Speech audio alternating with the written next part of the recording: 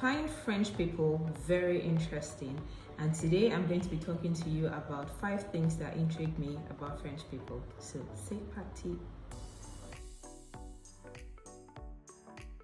Hello and welcome to my channel. This is another episode of Shedakes. If you're new here, welcome. Where have you been? Remember to like, subscribe, share with your family and friends.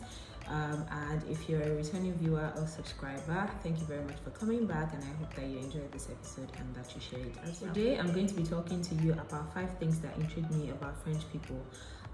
So you know, when people talk about different countries, right, everybody has their peculiarities and all of that, and of course, not being French, the way French people behave or the culture around here is not exactly what I'm used to. So these are just some of the things that have stood out to me, and I see them, I'm just like, interesting, like who does that, you know? And yeah, so without much ado, let's get right into it. So first thing, French people take their dogs to restaurants to eat out. And of course, I'm not talking about the dogs eating out. Yeah, sometimes they give them food and water, whatever else that they give them when they sit under the table.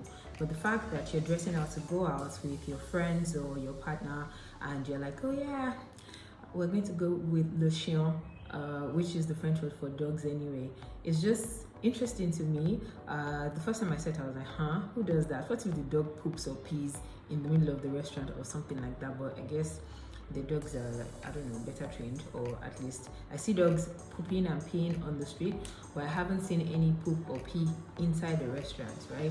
And these dogs range from the little, I don't know if they're called Chihuahua or something, to like the really big ones. But the interesting thing about Parisian or French dogs is that a lot of them are not wild. Sometimes dogs bark, maybe when they see another dog and they feel threatened, but in general, you hardly see a French dog like randomly barking at someone or just like making a fuss and just barking. Like they're just chilled, like their owners, and they're just like, I'm just here for a good time, and you know, stuff like that. So yeah, that's fun. I don't think I've ever met any French person, or I don't think there's any French person that can talk without using space fillers.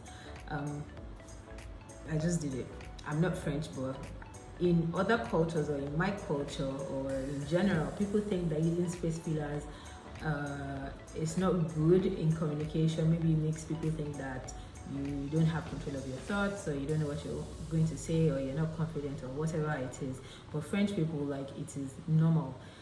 People are talking and they're like, like every after every, I don't know, 3 words or something, they're like, you know, like French people use space fillers a lot. And unfortunately, I don't have any videos or something like that to show you, because I can't just like randomly record people in their random conversations. But yeah, French people do that a lot. And I think in some French movies or something, maybe the reality TV shows, if you're into French content, yeah, you would probably find stuff like that, and everybody's just like filling up space. Things I could have said in 1 minute is end up using, I don't know, 3 minutes, just because of the A's and O's and B's that in. The third thing is that French people are chilled and really don't care. They're just here for a good time. And this could be good or bad. So good in the sense that nobody really gives a hoot like what you're doing with your life or something. Like, people just go about their business. People are just chilled. For instance, you go to a restaurant or something, and then people are chatting away with their waiters or something. I mean, in every place they're the annoying ones, but people are just chatting with the waiters and just having a nice time. And you know, the waiter is like not slapping them, but like just touching and tapping the arm of the person they're talking to, like, oh, and this is a customer. And I'm just like, in a Nigerian restaurant, imagine that you have a waiter just coming to tap you, saying that, oh yeah, that was a good whatever. The waiter will probably get the look like, are you okay? Like, are you actually touching me right now?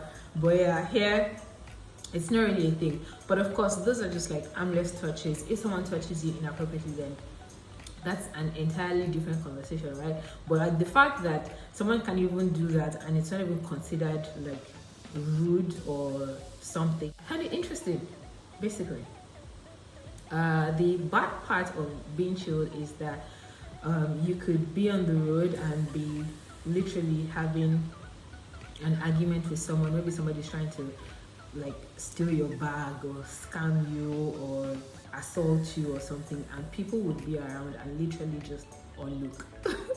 Like, it's not my business, I don't really care what's going on there. Like, you know, that happens a lot as well. I'm not saying that happens 100% of the time, but like, people will just behave like it's nothing, like it's not a business. They don't have to get into the midst of it. And that the fourth thing is that most of the banks open on Saturdays and don't open on Mondays. It's so weird for me because where I come from, like, Monday is the start of the week. Like, everybody takes Monday seriously because it's like, how are you joking around on a Monday? Are you not going to work on a Monday, you know? But here, a lot of their banks open on Saturdays. Some do like half day, maybe close at 1 p.m. Others close at like 4 p.m. But then they don't open on Mondays at all. Like, it happened to me a couple of times. Like, I had some transactions to do that I needed to go into a banking hall, and I was just like, oh, you know, Monday is coming, blah blah blah, and then I get there and the door is literally locked, and I'm just like, oh my god, it's Monday, I forgot. Oh my god. You know? And yeah, so it's just weird. It's some sort of culture shock for me. Like, how would you open a Monday? Like, what kind of business model are you running? Like, everybody has during the week, I think, to sort out their financial things, right? Like, more people will need a bank on a Monday than they would on a Saturday. So why would you prioritize opening on a Saturday over on a Monday? I'm just like, who came up with this thing? Whose idea was this, you know? But yeah, there's that as public holidays are taken seriously, like seriously. And that's not to mean that there's a lot of them. First of all, there's not a lot of them, unlike Nigeria, where I'm coming from, where we have like a public holiday for every single thing in the world. But the way it is in Nigeria, where maybe a public holiday falls on a weekend and then you expect that they declare the Friday before or the Monday after as a holiday, and everybody's just like, yeah, long weekend. Here, if the public holiday, if the date falls on a weekend, kiss it goodbye, because it has gone. They only observe holidays that hold during the week. Maybe that's why people take the holidays that they actually get during the week pretty seriously. Like, people literally don't open. Like, literally don't open. I'm not saying just offices, I'm talking like bakeries, like normal shops where you're like, holiday, everybody's at home. That's when you should open, because people are literally at home and would probably want to buy these things. People are just like, oh, more sefere, onifemi. Yeah, so that I find really weird.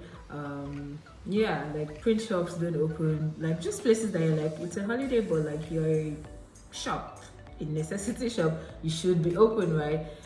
They just don't, right?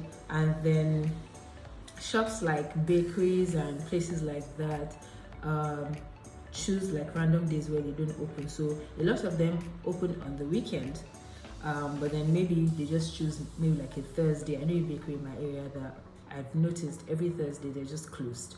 And I'm like, I would understand if you didn't open on a Sunday, right? Because it's Sunday. But then if you run a shift system such that even if you open like every day of the week or every day except Sunday, you still have people to cover like some shifts or something, but not opening at all on a day during the week, on a work day. I'm just like, do you know how much money you're going to lose by not opening? But I guess they're like, yeah, health over money. Or some quick service announcement. I'm planning to have a YouTube live session with you guys on Sunday the 4th of June. I will communicate the exact time later in subsequent posts before then. But you guys should get your questions ready if you have any questions about studying abroad or in France in particular, about accommodation, about getting admissions, about school fees, I don't know, visa application, consultancies, stuff like that. Get your questions together, and I will be doing my best to answer them on that day. Yeah, so basically these are some of the things that interest me and intrigue me about French people that I see, and I'm just like, Who would have thought, you know? And I hope that you enjoyed this episode, and I'll see you again in my next one. Happy hunter.